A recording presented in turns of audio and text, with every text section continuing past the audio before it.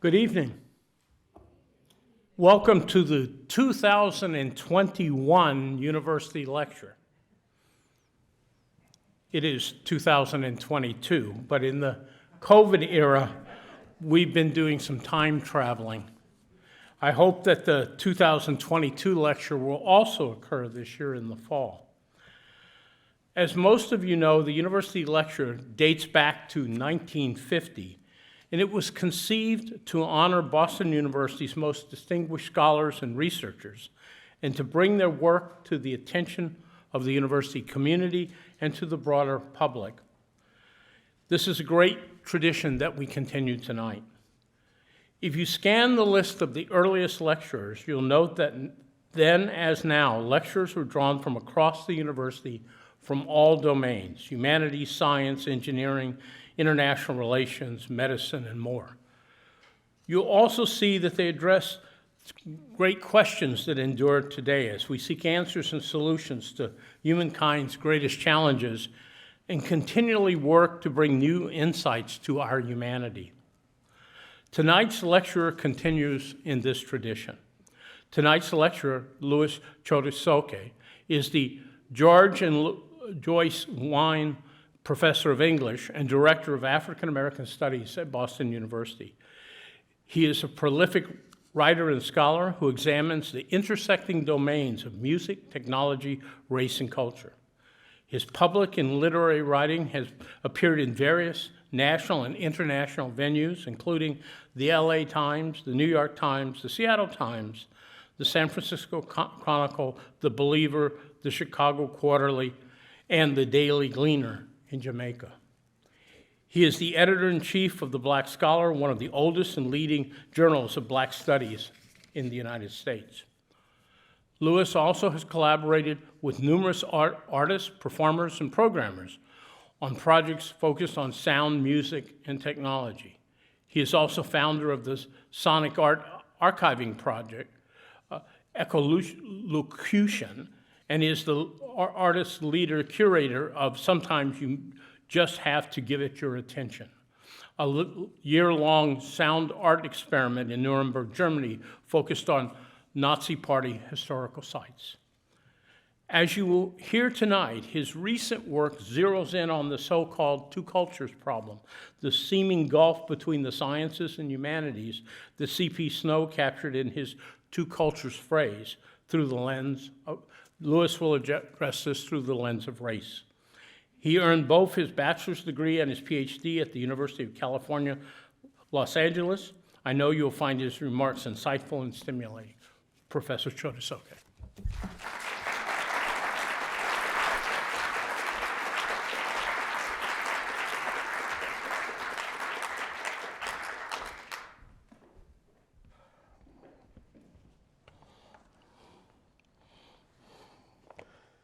Thank you, President Brown.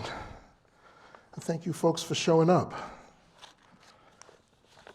Echolocution is intentionally hard to pronounce. Seriously. It's not echolocation, echolocution. Tonight, I'd like to give you a sense of the work that I've been doing as a writer and scholar who has, by way of science fiction, critical race studies, and sound recording, stumbled into the world of technology proudly as an amateur, or even worse, a humanist. Those who might know that work will find some of tonight's materials a little bit familiar. However, I would like to present where that work is leading, or where I am being led in that work. So this lecture is going to proceed in 3 parts. This, the first part, is the story of how I got here. Then I'll make clear what that here looks like by way of this near mythic thing called the singularity. Then I'm going to move back a couple of centuries to what I call the first singularity, which makes the contemporary singularity, which is a story about technology, primarily AI, ultimately a story about race. So a series of questions have followed me as I've focused more and more on the relationship between race and technology. As you might be aware, there's been growing interest in racism in algorithms and search engines, facial recognition systems, sexism in chatbots, and even concerns about the impact of racism on everything from automated warfare to surveillance to semi-autonomous systems in real estate, finance, law, and medicine. This is important work.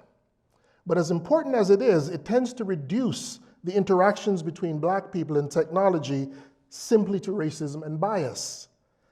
Now, admittedly, this is a common reduction in most intellectual and political work that cannot see black people in any other way than in terms of racism. What is being missed are the ways that race and technology shape each other. My work attempts to establish intimacies between blacks and, say, machines in ways that make it impossible to think one without the other, and to provide a context for how the relationship between the two continues to shape how we understand human being, but how we also recognize human becoming. That we often think of race and technology in opposition to each other is because the history of technology has been successful at masking just how present ideas about race have been in its evolution since, well, evolution. For example, arguably, the first articulation of artificial intelligence, some argue, was by 19th century writer Samuel Butler. Certainly tropes of automata, self-operating machines, as analogs for human bodies and mind precede Butler. Most notably, some of you are thinking, professors of English are thinking, Thomas Hobbes' Leviathan from 2 centuries before that. But it was Butler who argued that machines could be subject to Darwinian evolution and developed intellect, agency, soul. Most interesting to me is that Butler developed these ideas after arriving in New Zealand just in time for one of the most violent incidents in British colonial history, the Waikato Wars of 1863 to 1864, which pit settler colonialists against the indigenous Maori people. Writing during this bloody period, Butler would go so far as to describe machines for the first time as a race. He also describes their masters and them revolting against their masters in what he called a, curiously enough, civil war. The texts in question here are Darwin Among the Machines, published anonymously in 1863, and his magnum opus, Erewhon, or Over the Range, which was published in its entirety in 1872, written through and after the American Civil War. For some scholars, it vies with Mary Shelley's Frankenstein, 1818, for status as the first official work of science fiction. I'm not getting into which is the first official work of science fiction. Science fiction historians pull knives on each other over that. What matters to me is that these texts and others like them emerge in the 19th century because the most pressing intellectual, cultural, and political concerns of that time included slavery, colonialism, and industrialization. By the way, we even have apocryphal stories of Mary Shelley refusing to eat sugar because it came from Haiti, then known for the largest and most successful slave rebellion in the Western Hemisphere. Critics have even suggested that the notion of a creature revolting against its master had something to do with her response to Haiti. Again, apocryphal stories. But armed with historical and literary facts like these, where race is at the foundation of thinking about technology, I wanted to know how we could think about technology without simply reducing it to an adverse relationship to people of color, particularly black people. Again, race and technology have always depended on each other in my reading, and their interaction has been central to the foundation of our modern world. Yet despite this long-standing intimacy that I'm trying to map out, black people still bear the brunt of what we call the digital divide, a term that I rejoice in hearing much less these days than I did years ago. The reason that term annoys me so is because it was established as the primary understanding of black people and their relationship to technology just when I started doing my scholarly and creative exploration. I remember being told even by black scholars that we were victims of this supposed divide when all around me were black boys and girls in the garages and bedrooms of South Central LA, the projects of Brooklyn or Harlem, ghettos in Kingston, Jamaica, tower blocks in Brixton, England, suburbs in Detroit, Michigan, or even shanty towns in South Africa, all making the most innovative and influential electronic music on the planet. It struck me that we needed to shift our imaginations around technology. What if we stopped focusing on what these kids were doing as simply music? What if we instead acknowledged that what they were actually doing was programming, was coding, analog and then digital design, informatics. For example, they were using drum machines and synthesizers at first, technologies that were initially dismissed as musically non-serious, as was the electric guitar, until black musicians began repurposing it. But then, or even turntables, right? But then they began sharing pirated software and digital audio files across the planet, and adjusting and repurposing the machines and software in ways that would be appropriated by the makers of these technologies and then reintroduced as upgrades, as keys to greater soul or authenticity. This latter, by the way, has been common in the history of sound recording. Black innovations become new standards and practices. It's just notoriously difficult to attribute credit for technological innovation in this context. For example, how do you credit people for creative misuse? How do you credit people for doing stuff wrong that turns out to be better? Brief aside to this. This process is the source of the racist term from the 1950s, some of you might be familiar with, called nigger rigging. It basically describes the black ability to make machines work. Cheaply, shoddily, but work. In the wake of the civil rights movement, the term would be euphemized, and I love the euphemism, Afro Engineering. Another important influence on how I got here was in West Africa, where I witnessed Afro Engineering on a more impressive scale. There I encountered in acres of e-waste dumped by American, European, and Chinese corporations, generations of kids growing up learning not only how to refit and resell computers in local markets. These kids would become participants in what is considered the largest culture of internet crime in the world, though none of them owned computers, and almost all of them subsided on $2 or less a day. They did all of this from internet cafes and then eventually cell phones.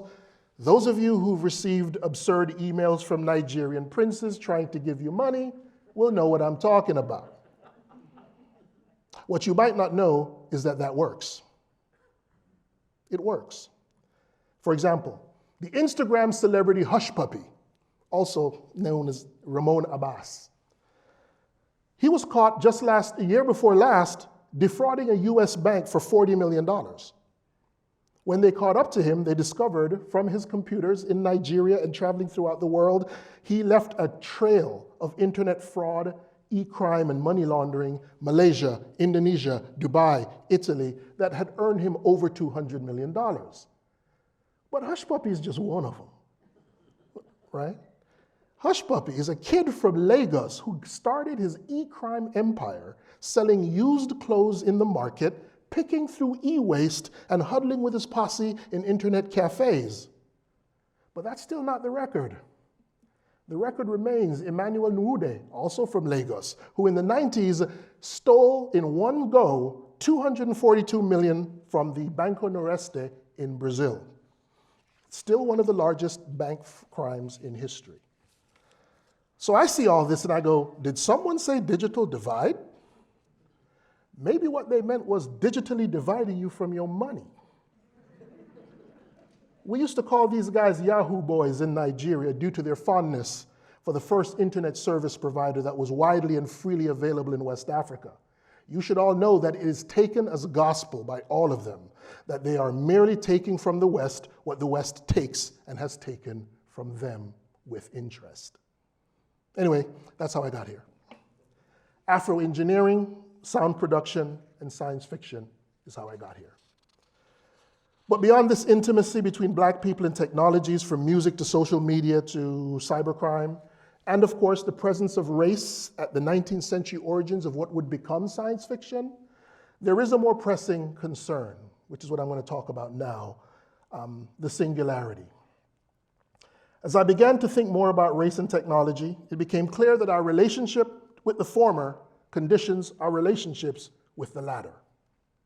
For example, our anxieties towards allegedly imminent artificial beings cannot be divorced from our historical anxieties towards beings different from we are, right? Or different, or who are classed and categorized according to different types of citizenship or humanity. I say this knowing that concepts and categories like electronic personhood, non-human citizenship, or electronic subjectivity are emerging. I say this knowing that old others condition our relationship to new others. So, here are a few more questions that chart my arrival to this place. How do we think about the possibilities of AI without depending overmuch on science fiction, which, though we know it has helped us imagine collective futures, has also distorted much of our response to actual technological development? For example, a lot of the anxiety around the singularity, or AI, has been produced more by science fiction than by technological possibility. And how do we imagine and build futures without depending on the utopianism and propaganda of technologists, futurists, and staggeringly powerful corporations, particularly about AI? This propaganda serves most often to obscure unequal socioeconomics and painfully extractive and environmentally devastating practices, particularly in West Africa, the home of people like Hush Puppy and Emmanuel Nude. Or Central Africa, as some of you may know, where the need for elements like coltan and niobium to power our personal computers and smartphones continue to produce remarkable levels of violence and political destabilization. These are the concerns and connections that shape the story I'm trying to tell. Now, I'm about to move to section 2, and I'm going to admit that I'm likely to present more questions than answers in this next section. Please don't be frustrated. That's kind of what we do. Again, I'm a proud humanist, right? As I tell my students, you want answers? Go to church. Part 2, the singularity. So now let me tell you about Google's Director of Engineering, Ray Kurzweil. Mr. Kurzweil can't quite escape the reputation for being a kook, despite an impressive number of accomplishments and awards, including the National Medal of Technology and Innovation, which I believe is America's highest honor in technology. The kook tag exists not just because he's a believer in various transhumanist movements and technologies of life extension, that's surprisingly common in Silicon Valley, but because his optimism about technology suggests he's rooting for the other team. That other team is technology itself, especially as it rushes towards becoming more than just hardware or software, in fact, allegedly more than human. The question of what team he's on is important given that his remit at Google includes artificial intelligence. Most important for me is that Kurzweil is responsible for popularizing a concept that's now close to viral and as close to religion as some godless techies are likely to get, and that is the singularity. Briefly put, the singularity is the hypothetical moment in the not too distant future. I think for Kurzweil it's by 2045, right? When technological growth becomes uncontrollable and there will be an explosion of intelligence produced by machines due to the scale and speed of their processing of information. Machines, or technology more broadly, will evolve to the point where they surpass the computing capacities of the human brain. Technology will self-replicate and self-improve in ways that will inevitably shatter and remake human history. Real technologists in the house, yes, that's very simplified, I know. Right? I know. But the term, more accurately, the technological singularity, has a significant history before Kurzweil, though tonight is not the night to regale you with it, and I'm still struggling through it, right? Digging into hardcore real science and tech is not what I expected to be doing at this stage in my life. But I should, however, acknowledge that the first to deploy the term that I've discovered, right, in the context of technology instead of mathematics was the hugely influential Hungarian-American computer scientist, engineer, and mathematician John von Neumann, who died in 1957. Proper computer scientists and engineers in the House will recognize this name from his work on the Manhattan Project, but also from what's called von Neumann architecture, a structure, basic structure upon which much digital computing is or was based, and which has had a significant impact on programming languages. Von Neumann himself was a great influence on Kurzweil, particularly, according to Kurzweil, in helping reverse engineer the human brain in ways useful to a model of computation that he argued was equivalent to computing, or computers. According to von Neumann's friend and colleague, Stanislaw Ulam, a Polish mathematician, nuclear physicist, also noted for participation in the Manhattan Project, von Neumann was concerned with, quote, the ever-accelerating progress of technology and changes in the mode of human life, which gives the appearance of approaching some essential singularity in the history of the race beyond which human affairs as we know them could not continue. Of course, it would require a science fiction writer to translate this anxiety about technological change and its impact on human beings into a more appropriately apocalyptic story, right? That beyond which human affairs as we know them could not continue bit. Well, the author that really remixes it properly, that in a more impactful way, is Hugo Award winner Vernor Vinge in his essay, The Coming Technological Singularity, How to Survive in the Post-Human Era. It appeared in the Whole Earth Review in 1993. His take on the von Neumann paraphrase is as follows, and I think it'll be more familiar to those of you aware of what I'm talking about. Within 30 years, we will have the technological means to create superhuman intelligence. Shortly after, the human era will be ended. Right? That's more familiar. That's apocalypse. You know what I mean? For Vinge, this change will be comparable to the rise of human life on Earth. Freed from the limits of human beings, technology will generate entities, he calls them, who escape the constraints of biology itself. This birth of inorganic life, a term Kurzweil uses and Vinge, right? Or this redefinition of life to include creatures who were either previously excluded from that category or simply unimaginable within its framework, that's how I come at it, that's important to the story my work is trying to tell. In Kurzweil's take, human intelligence will merge with machine intelligence and process information and make decisions liberated from morals and ethical standards, liberated, in fact, from us, right? I'm going to return to the complex and sexual politics of merging in a little while. But this point is crucial, given the increasing interest in generating a preemptive ethics of robotics and AI to prepare for these transformations. It is an ethics that is as much about how we treat machines as it is about how they will treat us. After all, a core principle or problem of ethics is reciprocity. Philosophers in the House would not be wrong to be thinking also of recognition, as the classic Hegelian master-slave dialectic would remind us. But for Kurzweil, all this is a good thing. He is utterly without those enduring cultural anxieties about technology from the 19th century that manifests in stories about machines taking over, replacing humans, and or transforming them into slaves.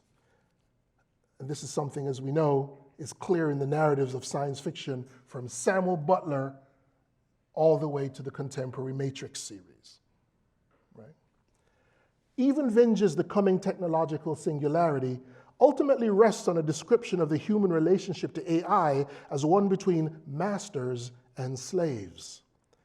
This parallel in language runs throughout science fiction, and it remains in engineering, as some of you will know, there with sound engineering and electronics interfaces, master-slave interfaces, etc. As I've written before, though, and I like to keep repeating this, robot enters the English language in 1921 from robota, a Czech neologism for coerced labor, or essentially slave when it gets translated into English, in a famous play about machines revolting against their masters, slaughtering and replacing them. And that play is R.U.R., Rossum's Universal Robots by Karel Čapek. I keep repeating this issue about robot, robota, and slave because I want everybody on planet Earth to know this, right? What I didn't know when I first started writing about it, though, was that the term was coined by his brother, Joseph, an artist and writer who died in Bergen-Belsen concentration camp soon after because of his criticism of the Nazis, right? It's also worth pointing out that RUR premiered in New York City 3 years after the notorious New York race riots of 1919, and in my work I've written about how focused the author, Karel Čapek, was on Jim Crow America, right? In his work, Race for Čapek was a template for understanding technological change. But back to Kurzweil. Given our track record as human beings, particularly in the context of masters and slaves, one could easily side with Kurzweil. Would it be such a bad thing if machines took over? I mean, that category, the human, has had such a vexed racial history, right? Who's in it, who's not in it, right? Because of this, one wonders if the great black science fiction writer and pioneer of queer theory, Samuel Delany, is right to suggest that it is our ethical goal to unlearn being human, right? Assuming, of course, that the also great feminist thinker Donna Haraway will suggest, well, maybe we were never human at all, right? These questions arise because the singularity is essentially when machines skip the wanting to be human stage so dear to Disney folklore and science fiction, and become not only better than human, but acknowledge themselves as such. Vinge and Kurzweil talk about non-biological humans, for example. But here's where I start to interpret it differently. It is when tools surpass their users. It is when humans become marginal to what were their tools.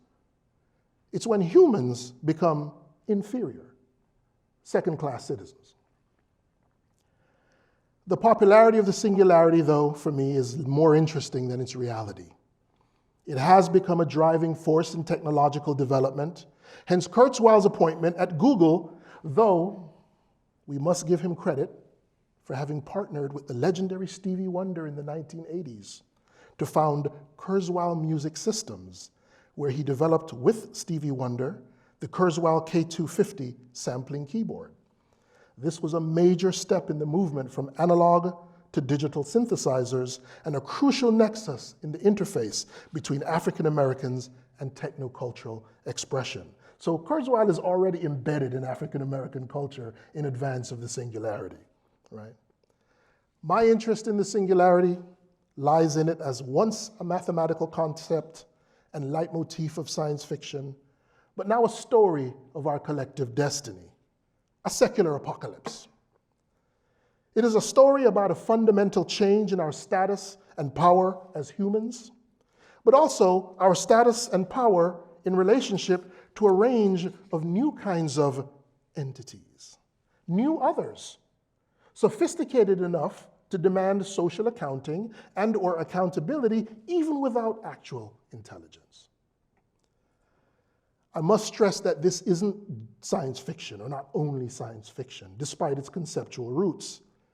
Whether they are possible or not, these new beings are already being granted recognition. Legal rights are being considered in anticipation of their emergence as full social and cultural presences. See also the growing interest in roboethics or in ethics of AI, or again, the speculative legal rights and liabilities concerning electronic personhood in Europe, well in advance of the technological capacity to create such entities. The singularity is then a story about emerging differences and the expansion of social and human categories of being. It is about recognizing and accommodating those differences and sharing space on the planet with them, as Kurzweil would insist, or submitting to their benevolent power, as some others suggest, or merging with them in unpredictable ways. For me, it is a story about shifting power relationships. It is a story about prejudice. It is a story about tolerance. In other words, it is a story about race. Part 3, the first singularity. As a story about race, we do need new perspectives, especially since these preemptive rights and laws are often modeled on older laws and amendments concerning personhood. These latter just happen to be rooted at times in chattel slavery and the rocky path to enfranchisement for blacks after the Civil War in America. That's why it's important, I think, at least for me, to engage the quasi-apocalyptic singularity from a perspective rooted in race, sex, and empire, since technology has not generated that kind of critique, nor have anti-racist critiques of technology, which seem unable to go beyond merely declaring and exhaustively mapping bias. The singularity from this other perspective that I'm trying to contribute to is produced largely by what the Black British theorist Kojo Eshun calls the futures industry. Quote, the intersecting industries of technoscience, fictional media, technological projection, and market prediction, end quote. I should add to this our fabled military-industrial complex. Eshun's perspective is one where race is central to imagining the future or alternate futures. Thanks to Eshun and others like that, my thinking doesn't depend on these industries and their distorted sense of the future as inevitable. Instead, I draw from that growing cluster of perspectives called Afrofuturism. Rooted in the historical experiences of Black peoples in and after slavery and colonialism, there is a useful sense of history there. And it suggests this. All right, apocalypse, singularity. What if the apocalypse has already happened? What if, as musician and self-styled prophet Sun Ra would have it, it's already after the end of the world, we just don't know it yet? What if the anxiety that many have towards the singularity, with sentient machines or entities, or an artificial intelligence that dwarfs conceptions of God, state, or infinity, that promises pleasures and freedoms and powers dwarfing anything we've ever known? What if it's all just deja vu? That might be why Black responses to white apocalypse tends to be blasé. This perspective reveals that in the context of technology and its corporate futures, there is nothing singular about the singularity, certainly not for Black folks, right? This is because in the wake of slavery and colonialism, arguably our worlds have already ended. To paraphrase Samuel R. Delany, for us, apocalypse has come and gone. We're all just grubbing in the ashes. With this in mind, I'll tell the story of the singularity in a different way, what I'm trying to do now. The singularity is merely an echo of an earlier but no less momentous transformation. It is one that we have lived with for so long that we forgot that it had an origin. It is a transformation that we recall differently, depending on our place on the human-inhuman, subhuman divide. From differential positions in the American social-racial hierarchy, that first singularity allowed either a gaining or a losing of power once the boundary between the two categories, human-non-human, began to smudge. And the structures that enabled those distinctions and hierarchies began to face challenges to their legitimacy. This will get clearer in a minute. This is why I have dared update W.E.B. Du Bois's famed prophecy that the problem of the 20th century will be the problem of the color line. Given that the color line also deployed race as a distinction between the human and inhuman, black and white, the problem of the 21st and 22nd century will be the problem of the line between what was human, what was beneath, and what may be beyond it. With Afrofuturism in mind, the imminent moment when machines become citizens or persons, allegedly, separate and or equal, merely reiterates a not-so-distant past, the 19th century. This is where blacks, reduced to object status, denied souls and intelligence, poised by the logic of slavery between beast and automaton, between animated tools, as Aristotle defined slaves, and dark prosthetics, they merged with human beings. We should not forget that that transformation was greeted much like the Kurzweilian singularity, with the fear and fervor of apocalypse. Especially that merging part. Thought I forgot about that, right? No. All that merging part suggested about miscegenation, interracial sex, and the laws enacted to prevent it, and rituals like lynching established to punish black people, particularly men, for allegedly contemplating it, right? Why am I going there?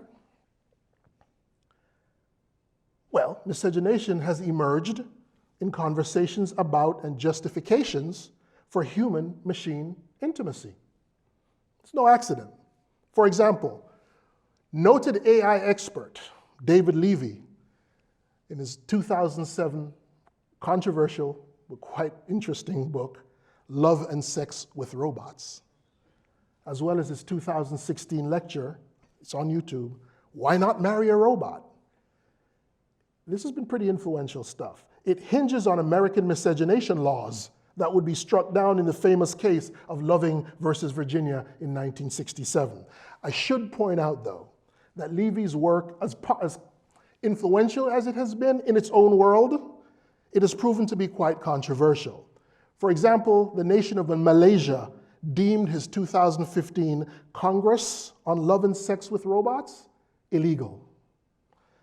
I just wanted to say that because I wanted to read what the Inspector General of Police of Malaysia said to the conference. Quote, "It is an offense to have anal sex in Malaysia, let alone sex with robots."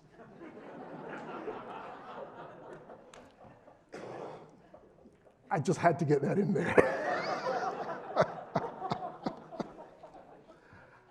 That same Congress, though, would encounter problems in 2018 in the United States for a number of reasons, one being the presence of Trumpist neo-fascist Steve Bannon as the keynote speaker.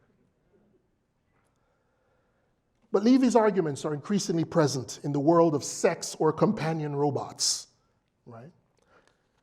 Because in those conversations, race matters to how the non-human other is legally recognized. In fact, miscegenation and same-sex marriage are justifications deployed often by the emergent sexual identity and civil rights movement called digisexuality. I didn't make that up. That's why it should be no surprise that the very questions asked about machine intelligence, from robotics and AI, are uncanny in resembling questions asked of enslaved persons and colonized Africans. Questions such as, are they intelligent? Can they think? Or do they just mimic what we do? Do they have souls? Will they replace us? And always most important, can we have sex with them? The repercussions of that first singularity were as drastic as that described by Kurzweil and those who anticipate AI with evangelical enthusiasm or absolute dread. The story I'm telling is how that first singularity, and now the second, broke, break, and remake our worlds. The echoes of this breaking and remaking is the primary theme of my current work, because quite simply, how we deal with things as they become persons, as they claim or earn rights and personhood and pay taxes and possibly vote, is a profoundly American story and has been already told or is still being told. What hasn't been told is its impact on our imminent future. The first singularity, as ratified in the 14th Amendment to the US Constitution, granted the formerly enslaved citizenship rights, which partly liberated them from that liminal space of person and or property and or thing that limited full access to its humanity. It's also worth pointing out, again, another branch that the research is taking me in, this amendment would also allow blacks who had always contributed to America's technological innovations without recognition and profit, since they were not legal persons, to finally have access to the patent system. And that's very, very important. But this amendment, 13th through 15th really, would only add to complex debates about how elastic and vague the category of personhood can be. So let me conclude with an example of its impact, an example as important as slavery for how contemporary personhood is argued and imagined. This will be familiar to those of you in the House who know law a lot more than I do. One of the stories is this. In 1881, 13 years after the 14th Amendment was adopted, again, some of you might be familiar with this, the Southern Pacific Railroad argued that special taxes on railroad property in California discriminated against it under the 14th Amendment. Apparently, the law's protection of the formerly enslaved via the Equal Protections Clause could be manipulated to protect corporations, since the very definition of person could be challenged. The railroad successfully argued that 14th Amendment personhood accounted for artificial persons as well as natural persons. This redefinition of personhood would benefit corporations far more than those it was intended for, because by 1896, the court legalized segregation via Jim Crow laws with the Plessy versus Ferguson separate but equal doctrine.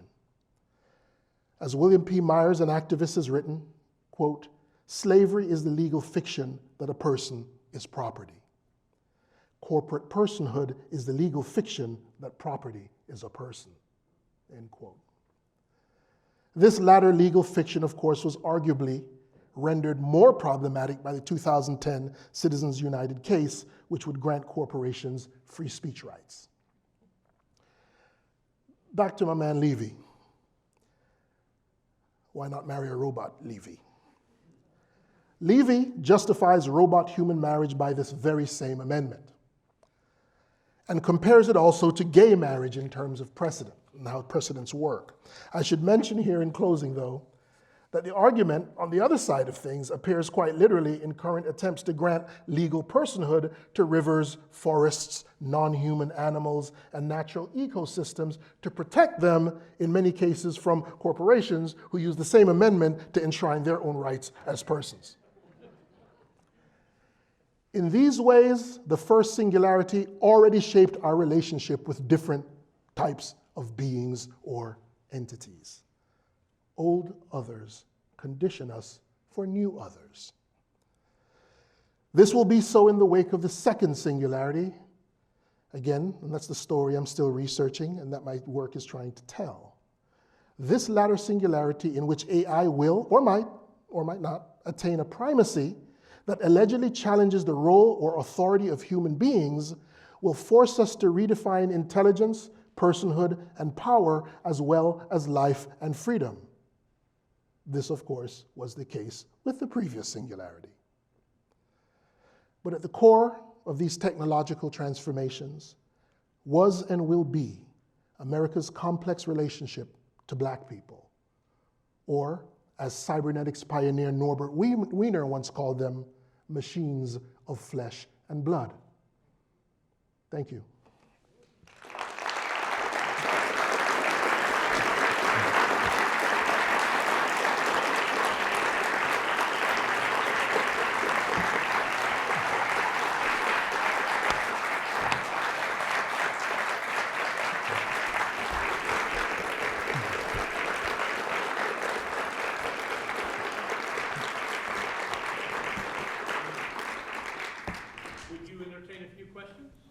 I don't know if I'll entertain them, but I'll have them. I'll take.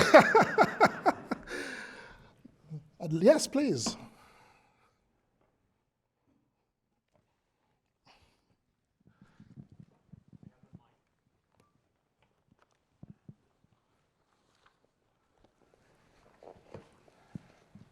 Lawyers and engineers in the house, yes, yes, yes. I'm sure I went over things super, simplistically, I know. Hi, I'm Randy. I'm a CS major here at BU. I loved your talk, by the way. It was amazing. Sorry? I loved your talk. Oh, It was thank you. amazing. I liked your idea on the social stratification that is inherent to the technology versus race debate. How do you feel would we approach once technology becomes, able to make its own decisions, able to have agency? How do we tackle the inevitable social stratification between those deemed human, subhuman, or other beyond those two? So I would take a step back and I ask questions about if any of this is inevitable. I'm not sure because sometimes it seems as if the stratification is being generated by those who want us to think it's inevitable. Right?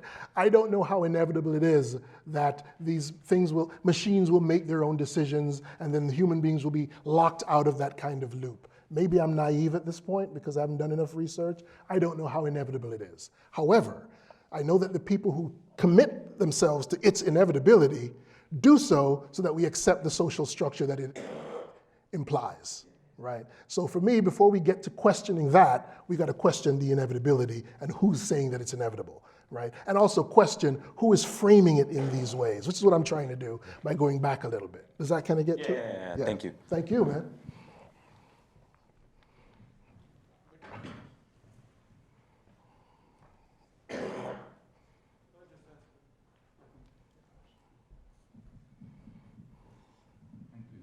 Excellent talk, thank you. Thank I'm you. Michael Prince in the Department of English. Oh, hey, Michael. Your talk was structured through a series of major figures, thinkers, Kurzweil, even Bannon. I wouldn't call him a major figure, but a determinative presence who shapes the course of events. The second singularity, as I understand it, erases the power of individuals to determine events. But I didn't hear a prediction or an explanation for how you move from the one to the other. How I move from... From an account that's based on important individuals, major figures determining how we use technology and where we go in the future, to a condition after the singularity, the second singularity, where we lose that agency of any powerful thinker Well, I mean, I to would say determine that where we go. the most powerful, and you mentioned, would be Kurzweil here, right? Who has all of the resources of Google and the larger world of technology. So there are figures like that, but it's also, Michael, because it's also painfully speculative right now, the second singularity. One of the reasons I focus on the first singularity is so that we could just back to what I was saying to this gentleman here, ask questions about how inevitable it is. Right? I'm less interested in its inevitability and more interested in those who are telling us that it's inevitable, right? And so it remains speculative. These questions of electronic personhood and these different kinds of, it remains speculative. And so other than Kurzweil and Hans Moravec and other people like that, I don't know that we have, at least to my thinking, a figure that is comparable to Du Bois, right? Or Abraham Lincoln or something like that. If that's the question, then yeah, I don't have that. Maybe I'll discover it, after the semester is over and I can go back to reading.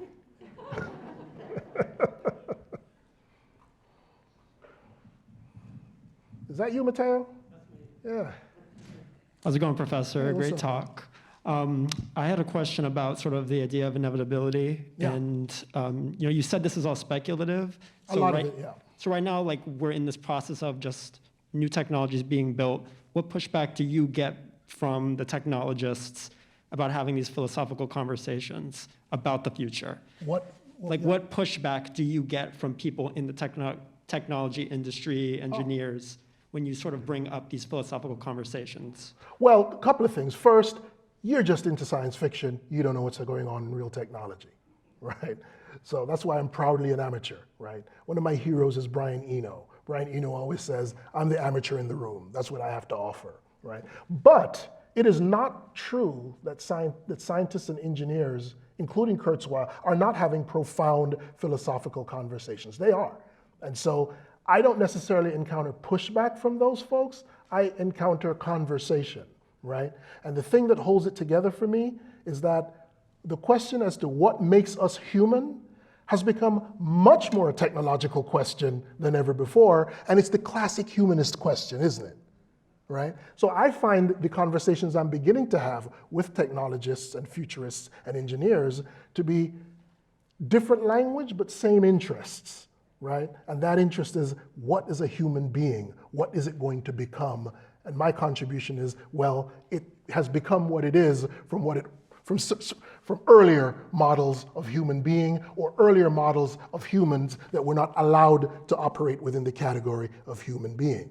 Right? So I'm actually having quite rich conversations with folks in the tech world. It's a stereotype that tech folks don't have these conversations. Just a question of which ones you're talking to. Same thing with, humanists, right? some of humanists, are just boring as all hell. Thank you. This is really wonderful. So I want to go back to this question about the speculative nature of the future. Because one of the things that's kind of intrinsic to Kurzweil's picture is that, just as much as it's a mathematical model, it's also a physical model of a singularity. And so he uses the image of an event horizon through which we can't see or we can't really understand what the future is going to be or look like.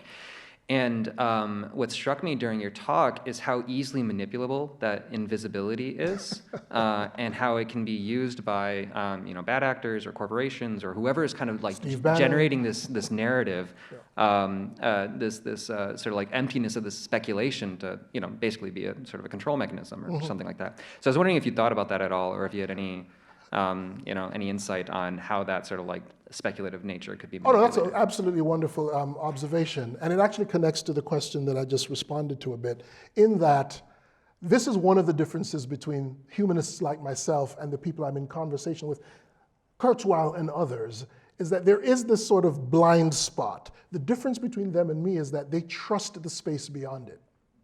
You know what I'm talking about? I don't. And humanists tend not to, right? And so I believe that that's where a real conversation can be had, because I was talking to my class today. Mateo's in my class. We're talking about introducing the fact that time travel narratives have always been deeply strange for Black people, right? Like the white students, enjoy the fact, we go back in time and explore all this kind of stuff, and Black folks are like, I am not going back in time. Do I have to explain why I'm not going back in time? The same thing goes for the future, right? That trust in technology to sort of spin out in everly beneficial ways is not one that Afrofuturism or Black thinkers or Black folks in general have. And also, I think humanists. There's a deep suspicion of progress and that kind of narrative. So that would be my response. Yeah, thank you. Just a last little thought. I always found it so disturbing that he uses the image of a black hole. Yeah, well. I mean, the language of science fiction and technology is riddled with a lot of these kinds of things, like the master-slave narratives.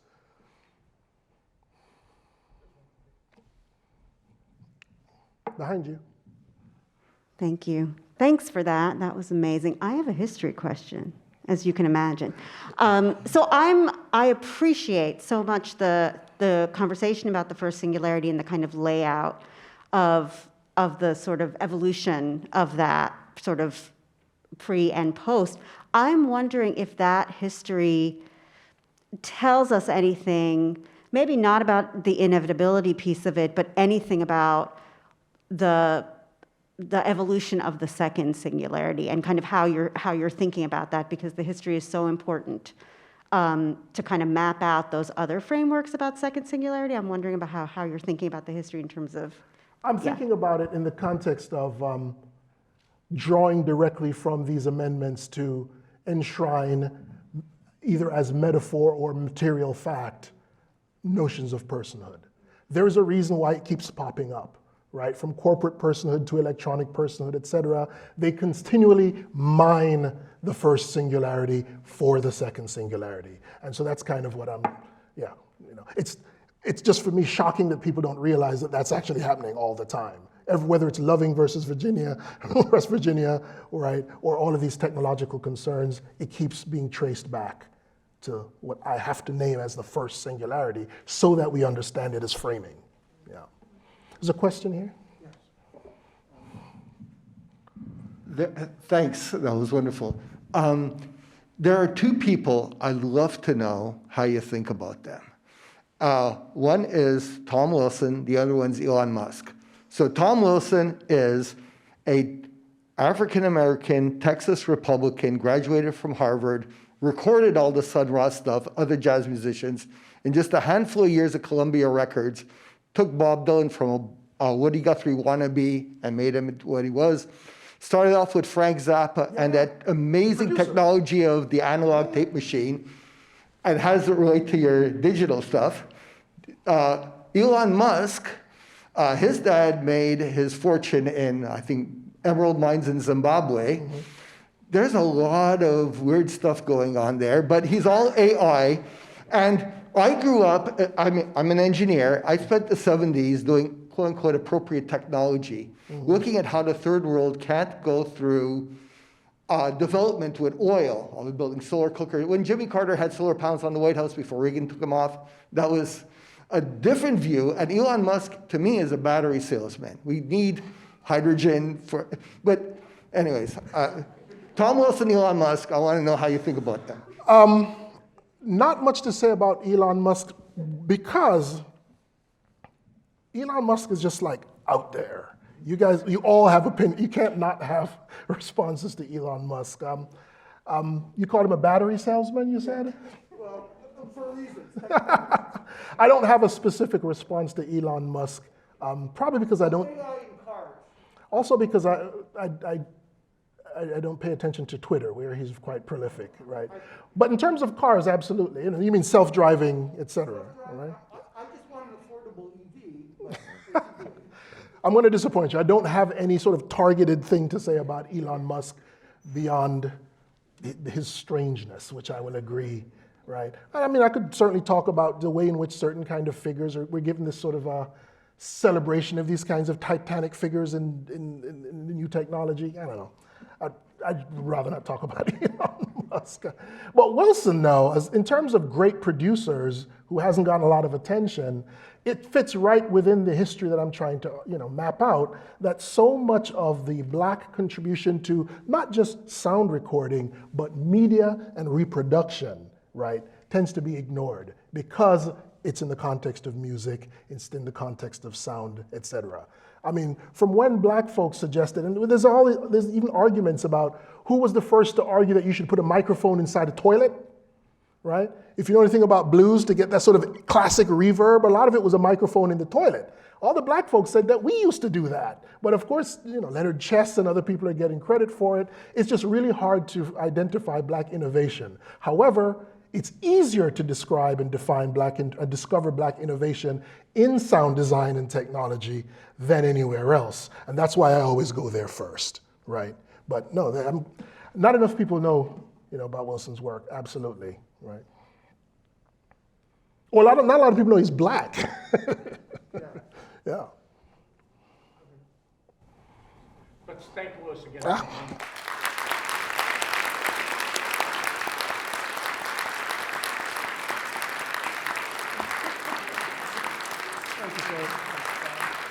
Thank you. Really appreciate it.